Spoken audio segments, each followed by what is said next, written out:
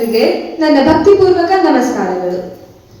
ಶ್ರೀ ವೀರಭದ್ರ ಸ್ವಾಮಿ ಗೋಷ್ಠಿ ಅಕ್ಕನ ಬಳಗ ಸೇವಾ ಟ್ರಸ್ಟ್ ಮತ್ತು ಶ್ರೀ ವೀರೇಶ್ವರ ಚಾರಿಟೇಬಲ್ ಟ್ರಸ್ಟ್ ಹಾಗೂ ಶ್ರೀ ಸಾಕ್ಷಿ ಮುರುಘಾ ಸೇವಾ ಟ್ರಸ್ಟ್ ಇವರ ಸಂಯುಕ್ತಾಶ್ರಯದಲ್ಲಿ 373ನೇ ಮಾಸಿಕ ಜೀವಾನುಭವ ಗೋಷ್ಠಿ ಪೂಜ್ಯ ಶ್ರೀ ಚಚನಿ ಸಂಸ್ಮರಣೆ, ವೀರೇಶ ಶ್ರೀ ಪ್ರಶಸ್ತಿ ಪ್ರದಾನ ಹಾಗೂ ಪ್ರತಿಭಾ ಪುರಸ್ಕಾರ ಕಾರ್ಯಕ್ರಮವನ್ನು ಈಗ ಪ್ರಾರಂಭಿಸೋಣ. ಓಂ ಶಿವೋಹಂ ಓಂ ಶಿವೋಹಂ ರುದ್ರನಾಮಂ ಭಜೇಹಂ. ಓಂ ಶಿವೋಹಂ ಓಂ ಶಿವೋಹಂ ರುದ್ರನಾಮಂ ಭಜೇಹಂ. ವೀರಭದ್ರಾಯ ಅಗ್ನಿನೇತ್ರಾಯ ಘೋರ ಸಂಹಾರಃ ಸಕಲಲೋಕಾಯ ಸರ್ವಭೂತಾಯ ಸತ್ಯ ಸಾಕ್ಷಾತ್ಕರ. ಶಂಭೋ ಶಂಭೋ ಶಂಕರ. ಓಂ ಶಿವೋಹಂ ಓಂ ಶಿವೋಹಂ ರುದ್ರನಾಮಂ ಭಜೇಹಂ.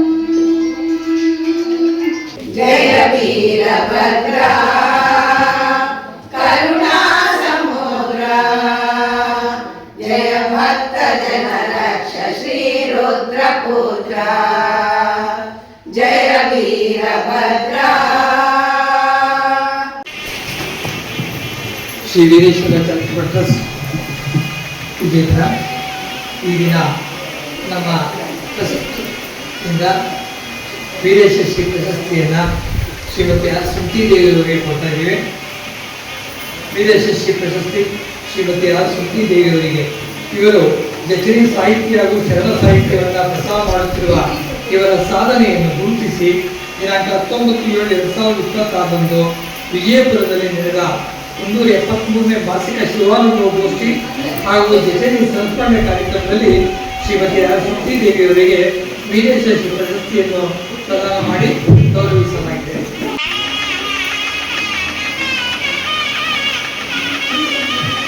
ನನಗೆ ಒಂದು ಮಹಾಭಾಗ್ಯ ಅನಿಸ್ತಿದೆ. ನೋಡಕ್ಕೆ ಹೋದರೆ ಎಷ್ಟು ಸಂತೋಷ ಆಗ್ತಾ ಇದೆ ಅಂದರೆ, ನಮ್ಮ ಬೇರ್ಮಮ್ಮಿನ ನನ್ನ ಪಕ್ಕದಲ್ಲಿ ನಿಂತಿದ್ದಾರೇನೋ ಅನಿಸ್ತಾ ಇದೆ. ಒಂದು ಕಾಲದಲ್ಲಿ ನಾನು ಅವ್ರದ್ದು ಏನಂದಿದ್ದೆ ಅಂದರೆ ಅವ್ರನ್ನ ಕಳೆಯಲ್ಲಿ ಹೇಳ್ತೀನಿ ನಾನು. ಈ ಒಂದು ವೀರೇಶ್ವರ ಚಾರಿಟೇಬಲ್ ಟ್ರಸ್ಟ್ನಿಂದ ಈ ಸೇವಾ ಕಾರ್ಯಕ್ರಮವನ್ನು ಹಮ್ಮಿಕೊಂಡವ್ರೆ. ಬೃಹತ್ತಾದ ಕಾರ್ಯಕ್ರಮ ಇದು. ಯಾಕೆ ಅಂದರೆ ಎಲ್ರಿಗೂ ಈ ಯೋಗ ಸಲ್ಲ. ನಾನಿದ್ದ ಶಿವಾನುಭವ ಗೋಷ್ಠಿ ಮಾಡ್ತಿದ್ವಿ, ಆದರೆ ಇಷ್ಟು ಗ್ರ್ಯಾಂಡಾಗಿ ಈ ಥರ ಪ್ರಸಾದ ವಿನಿಯೋಗ ಇದೆಲ್ಲ ನನ್ನದೇ ಪ್ರಾರ್ಥನೆ. ಅವರು ಮಿರಣ್ಣಿನ ಬೇರೆಯವರು ಯಾರು ಕೂಡ ಅವಕಾಶ ಕೊಡ್ತಿರ್ಲಿಲ್ಲ. ನನಗೆ ಇದೇನು ವಿಶ್ವಾಸ ಇಟ್ಕೊಂಡಿದ್ರು CN ಬಸವರಾಜಣ್ಣನವರು ಅಷ್ಟೇ, ಯಾರೇ ಬರಲಿ ಯಾವುದೇ ಸ್ವಾಮಿಗಳು ಬರಲಿ ನಮ್ಮ ಸೂಕ್ತಿನೇ ಹಾಡಾಡಬೇಕು ಅನ್ನೋ ಒಂದು ಯೋಗ ನನಗೆ ಲಭಿಸಿತ್ತು, ಆ ಮಹಾಯೋಗ. ಹಾಗಾಗಿ ಈ ಚಾರಿಟೇಬಲ್ ಟ್ರಸ್ಟ್ನಿಂದ ಈ ಸೇವಾ ಸಂಸ್ಥೆ ನಡೀತಾ ಇರೋದು ಅಂದರೆ ಎಲ್ಲರೂ ಏನೇ ಮಾಡಬೇಕಾಗಿದ್ರು ನಮ್ಮ ತಾತ ಮುತ್ತಾತಂದ್ರು ಮಕ್ಕಳು ಮೊಮ್ಮಕ್ಕಳು ಮರಿಮಕ್ಕಳಿಗೂ ಬೇಕು ಅಂತಕ್ಕಂಥ ಒಂದು ಆಸೆ ಇಟ್ಕೊಂಡಿರ್ತಾರೆ. ಆದರೆ ನಮ್ಮ ವೀರಣ್ಣಮ್ಮನವ್ರ ಕುಟುಂಬ ಏನಪ್ಪ ಅಂದರೆ, ನಾನೊಬ್ಬನೇ ತಿಂದು ಸುಖವಾಗಿರೋದಿಲ್ಲ, ಇಡೀ ನಮ್ಮೂರಿನ ಜನತೆ ನನ್ನ ಅಕ್ಕನ ಬಳಗ ಬರಬೇಕು, ಎಲ್ಲರೂ ನನ್ನಂತೆ ಆಗಬೇಕು, ಎಲ್ಲರಲ್ಲೂ ನಾನು ಬೆರೀಬೇಕು, ಅವರಲ್ಲೂ ನಾನು ಬೆರೀಬೇಕು ಅಂತ ಅತಿಶಯವಾದ ಆಸೆ ಇಟ್ಕೊಂಡಿದ್ರು. ಎಲ್ಲರನ್ನೂ ಕರೆಯೋರು, ಬಂದ್ರಮ್ಮ ಅಕ್ಕನ ಬಳಗಕ್ಕೆ ಬಂದರು. ಆದರೆ ಅದರಲ್ಲಿ ನನ್ನೊಬ್ಬಳನ್ನ ಮಾತ್ರ 25ನೇ ವರ್ಷದಲ್ಲಿ ಹೇಗೆ ಕರೆದ್ರು ಅಂದರೆ, ಕೈ ಹಿಡಿದು ಕರ್ಕೊಂಬಂದು ನಾನು 16 ಸೋಮವಾರದ ಪೂಜೆ ಮಾಡಿದ್ದೆ. ಅವಾಗ ಕರೆದು ನೀನು ಏನೋ ಒಂದು ಹಾಡಾಡಮ್ಮ ಅಂದರು. ನಾನೇನೋ ಮಹಾದೇವಿ ಅಕ್ಕಂದೊಂದು ನನಗೆ ಗೊತ್ತಾಗಲಿಲ್ಲ, ಏನೋ ಒಂದು ಬೆರಲ್ಲ ಅಂದೆ, ಏನಾದರೂ ಬಂದಿದ್ದೆ ಹೇಳಮ್ಮ ಅಂದರು. ಹೇಳಿದೆ, ಎಷ್ಟು ಚೆನ್ನಾಗಿ ಆಡ್ಬಿಟ್ಟಲ್ಲಮ್ಮ, ನಾಳೆಯಿಂದ ನಮ್ಮ ಓದಳ ಮನೆಗೆ ಬರಬೇಕು. ಅಲ್ಲ ಆಯ್ತಮ್ಮ ಚೆನ್ನಾಗಾಯ್ತು ಅಂತಂದ್ರು. ಸುಮ್ಮನೆ ಹೊರಟು ಬಿಟ್ರು. ಓದಳ ಮನೆಗೆ ಬರಬೇಕಮ್ಮ ಅಂದರು. ನಾನು ಇದೇನಿದು, ನಾವು ವಯಸ್ಸು ಹುಡುಗಿ ಹೋಗಿ ಇವ್ರು ಓದಳ ಮನೆಗೆ ಕರಿತವ್ರಲ್ಲಪ್ಪ ಬಸವಣ್ಣ, ಏನು ಮಾಡಲಿ ಅಂತ ಅಂದ್ಕೊಂಡು ಮನಸ್ಸಿಗೆ ಒಂಥರ ಕಸಿಸಿ ಆಯಿತು. ಆಮೇಲೆ ತಿರುಗಿ 2 ದಿವಸ ಆದಮೇಲೆ ನಮ್ಮ ಗುಬ್ಬಣ್ಣಿನವ್ರ ಅಕ್ಕೈ ಮಕ್ಕಳನ್ನ ಕಳಿಸ್ಬಿಟ್ಟು ಯಾರೋ ಎಷ್ಟು ತಂದಿರುತ್ತೆ ಅವ್ರಿಗೆ ಹೇಗೆ ಕಳಿಸಿದ್ರು, ಅವ್ರು ಹೆಣ್ಮಗಳನ್ನ ಕರ್ಕೊಂಬ ಅಂತ.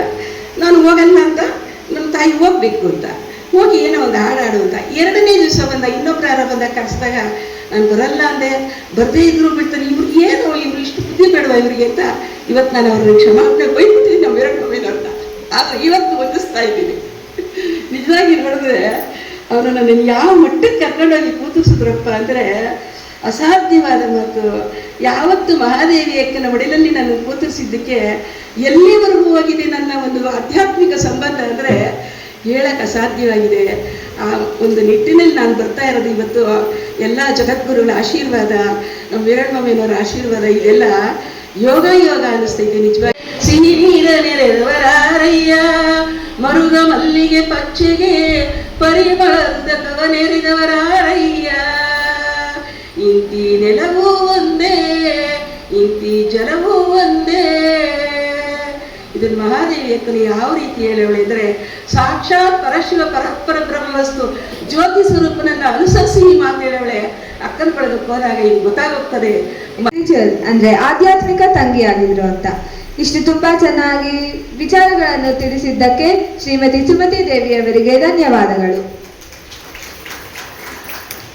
ಈಗ ವಿಶೇಷ ಪ್ರತಿಭಾ ಪುರಸ್ಕೃತರಾದ ಬಿ ಚೇತನ್ ರವರ ಪರಿಚಯವನ್ನು ನಡೆಸಲು ಶ್ರೀ ಬಿ ಶಿವಕುಮಾರ್ ಅವರನ್ನು ಕೋರುತ್ತೇನೆ.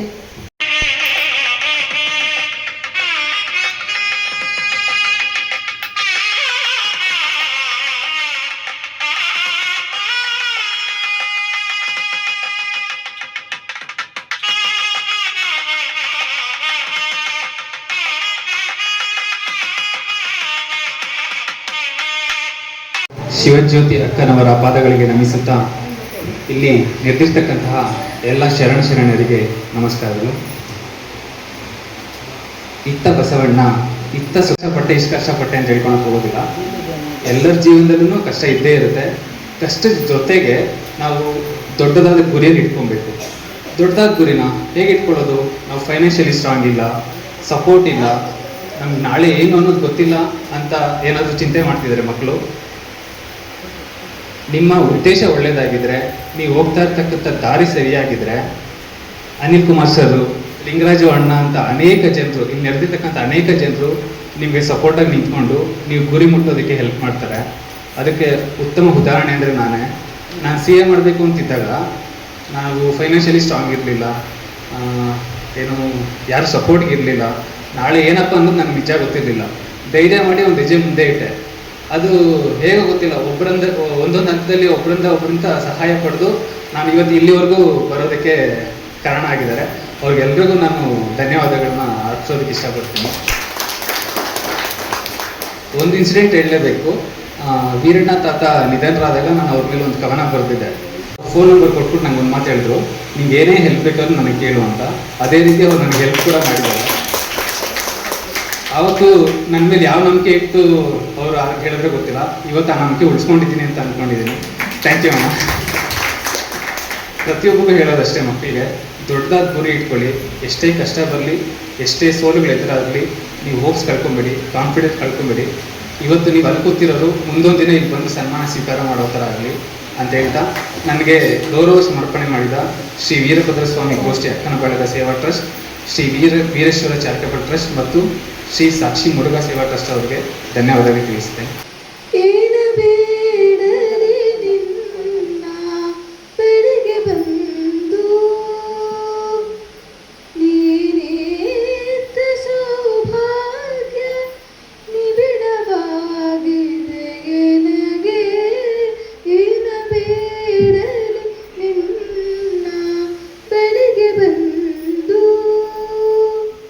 ಎಲ್ಲೋ ಒಂದು ಕಡೆ ಓಯಸಿಸ್ನಂತೆ ಒಂದು ತೊರೆ, ನೀರಿನ ತೊರೆ ಕಂಡು ಬರ್ತದೆ. ಅಲ್ಲಿ ಹೋಗಿ ಮಾನಸಿಕ ನೆಮ್ಮದಿಯನ್ನು ಕಾಣ್ತೇವೆ. ಆ ನೀರನ್ನು ಕುಡಿದು ಧನ್ಯತೆಯನ್ನು ಪಡ್ಕೊಳ್ತೇವೆ. ನಮ್ಮ ಕರ್ನಾಟಕದಲ್ಲಿ ಅಂತಹ ಬದುಕಿಗೆ, ಅಂತಹ ನೆಮ್ಮದಿಯನ್ನು, ಸಹನೀಯ ಬದುಕನ್ನು ಕೊಡ್ತಕ್ಕಂಥ ಒಂದು ಸ್ಥಳ ಇದ್ದರೆ ಕರ್ನಾಟಕದಲ್ಲಿ ಅದು ವಿಜಯಪುರ ಅಂತ ನಾನು ಭಾವಿಸ್ಕೊಂಡಿದ್ದೇನೆ.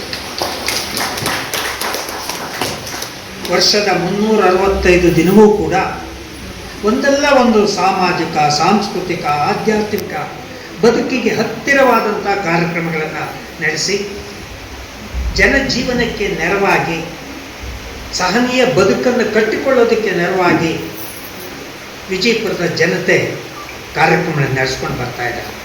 ಅವರಿಗೆ ಹೃತ್ಪೂರ್ವಕವಾದ ಧನ್ಯವಾದ ತಿಳಿಸ್ತಾ ಇದ್ದೀನಿ. ಜೊತೆಯಲ್ಲಿ ಪ್ರತಿ ವರ್ಷ ನಮ್ಮ ಮಾವನವರು, ನಮ್ಮ ಅತ್ತೆಯವರ ಒಂದು ಅವರು ಸತ್ಸಂಕಲ್ಪ. ನಮ್ಮ ಮಾವನವರು ನಮ್ಮ ತಂದೆಯವ್ರ ಬಗ್ಗೆ ವಿಪರೀತ ಎಷ್ಟು ಪ್ರೀತಿ ವಿಶ್ವಾಸ ಇಟ್ಕೊಂಡಿದ್ರು ಅಂದರೆ ಸ್ನೇಹಿತರಿದ್ದಾಗಿದ್ದರು. ನಾವು ಟ್ರಸ್ಟ್ ಮಾಡಿದ್ದು ನೋಡಿ ನಾವು ಟ್ರಸ್ಟ್ ಮಾಡಬೇಕು ಅಂತ ಅವರು ಸಹ ನಮ್ಮ ಕುಟುಂಬದವರೆಲ್ಲ ಸೇರಿ ಒಂದು ಟ್ರಸ್ಟ್ ಮಾಡಿ.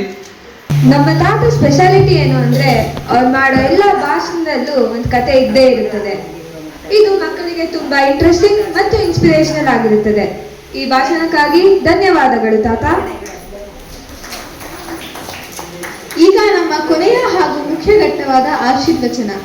ಪೂಜ್ಯ ಡಾಕ್ಟರ್ ಶಿವಜ್ಯೋತಿ ಅಕ್ಕನವರನ್ನು ಎಲ್ಲರನ್ನೂ ಉದ್ದೇಶಿಸಿ ಆಶೀರ್ವಚನ ನೀಡಬೇಕೆಂದು ಕೋರಿಕೊಳ್ಳುತ್ತೇನೆ. ನನ್ನ ದೀಕ್ಷಾ ಗುರುಗಳಾದಂತಹ ಅವರ ಪಾದಾರವಿಂದಕ್ಕೆ ನಮಿಸುತ್ತಾ, ಇಲ್ಲಿ ವೇದಿಕೆ ಮೇಲೆ ಆಸೀನರಾದಂತಹ ಗಣ್ಯರೇ, ಶಿವಭಕ್ತರೇ, ಶಿವಶರಣೀಯರೇ, ಪ್ರೀತಿಯ ವಿದ್ಯಾರ್ಥಿಗಳೇ, ಎಲ್ಲರಿಗೂ ಶಿವಾಶೀರ್ವಾದ.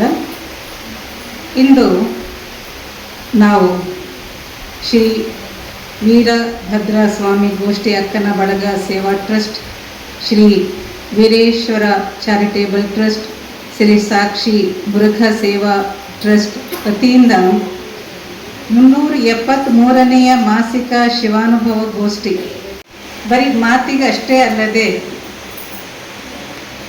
ಶಿವಾನುಭವ ಅನುಭವಿಸುವುದು, ಶಿವವನ್ನು ಅನುಭವಿಸುವುದು, ನಮ್ಮ ನಡೆ ನುಡಿ ನೋಟದಲ್ಲಿ ಶಿವತತ್ವ ಅದನ್ನು ಅಳವಡಿಸಿಕೊಂಡು ನಮ್ಮ ಕಾರ್ಯವೈಖರ್ಯದಲ್ಲಿ ತಗೊಂಡು ಬರೋದು ಹೇಗೆ ಅಂತ.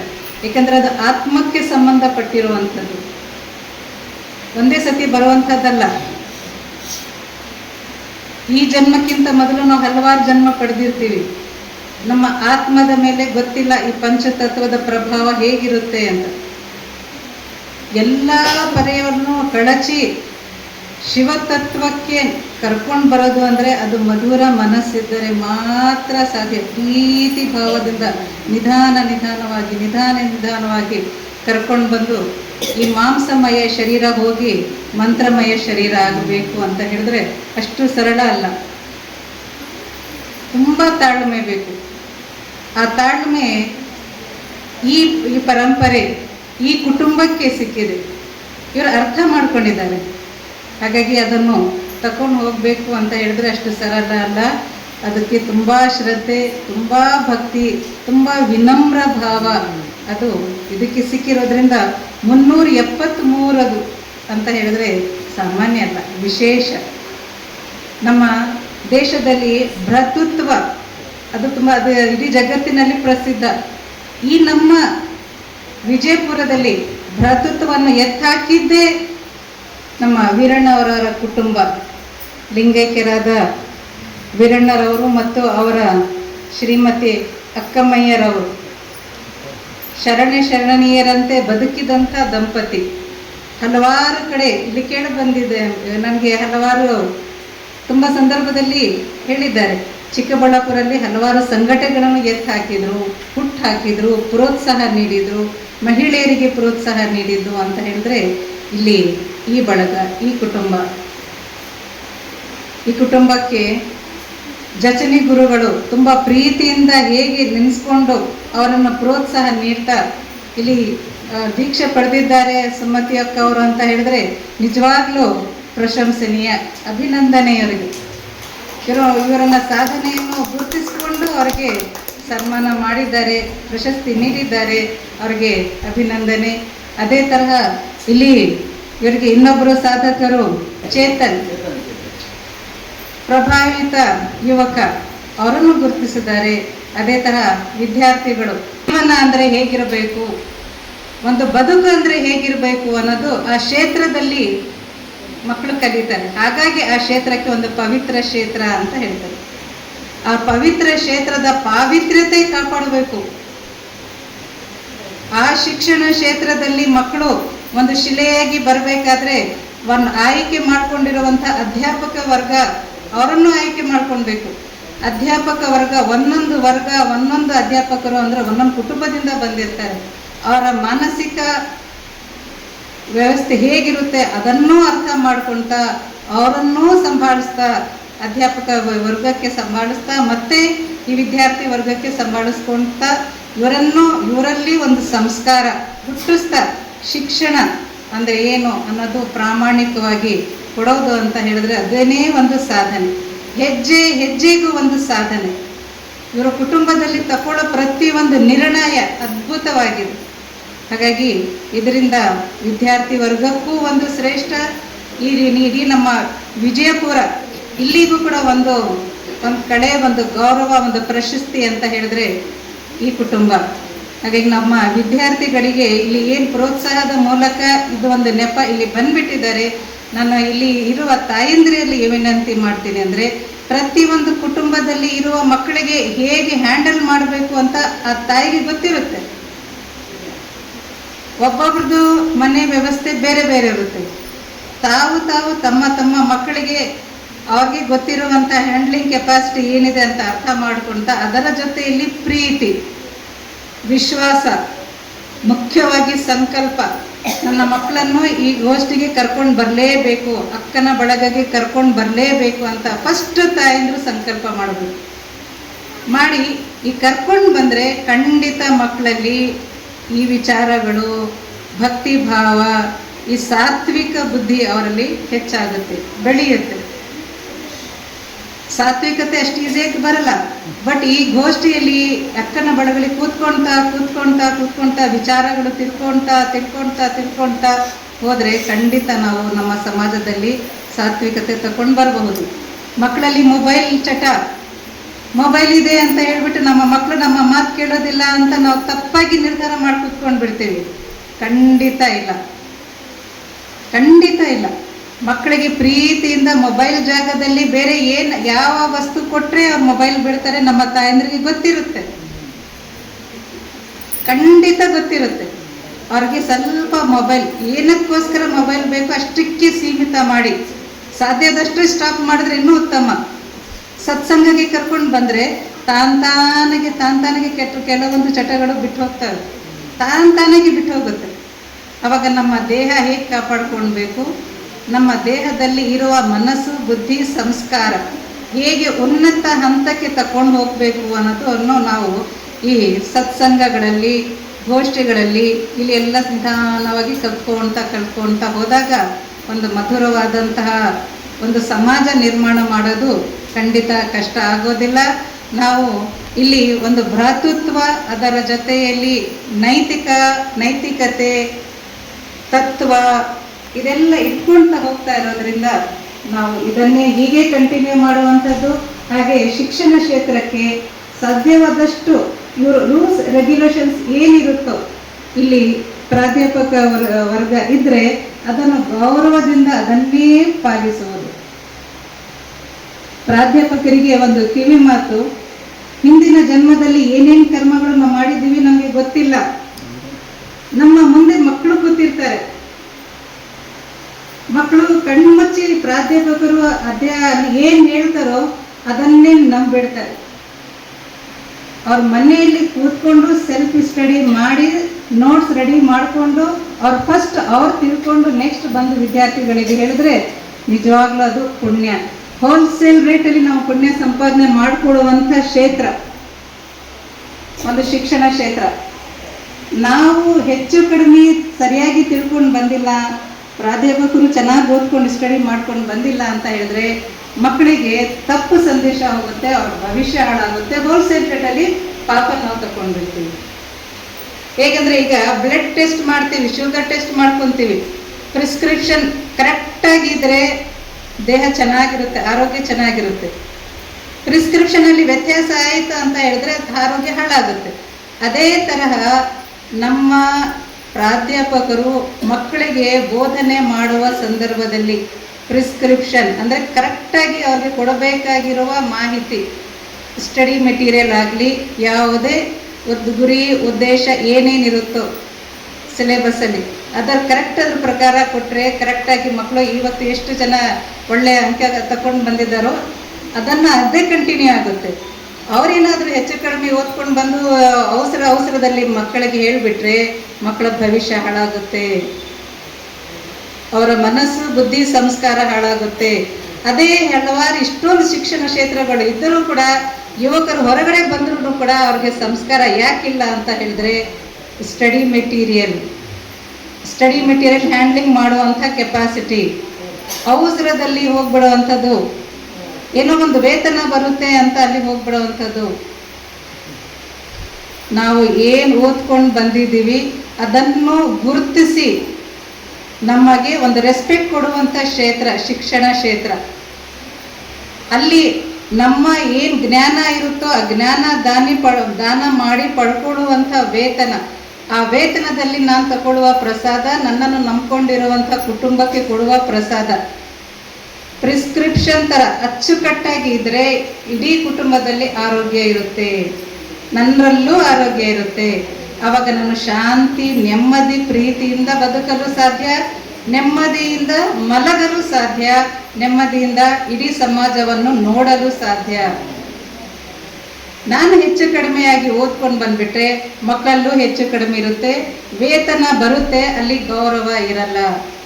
ವೇತನ ಬರುತ್ತೆ, ವೇತನದಿಂದ ಸಾಮಗ್ರಿ ಬರುತ್ತೆ, ಸಾಮಗ್ರಿಯಿಂದ ಎಲ್ಲ ಉಪಚಾರ ಎಲ್ಲ ಕುಟುಂಬದಲ್ಲಿ ನಡೆಯುತ್ತೆ, ಆರೋಗ್ಯ ಇರಲ್ಲ. ವೇತನಗಳು ಬರ್ತಾ ಇರ್ತವೆ, ಸಮಾಧಾನ ಶಾಂತಿ ಇರಲ್ಲ. ಹಾಗಾಗಿ ಶಿಕ್ಷಣ ಕ್ಷೇತ್ರ ಪ್ರಾಧ್ಯಾಪಕರಿಗೆ ಒಂದು ಪವಿತ್ರ ಕ್ಷೇತ್ರ, ಅರ್ಥ ಮಾಡ್ಕೊಳ್ಬೇಕು.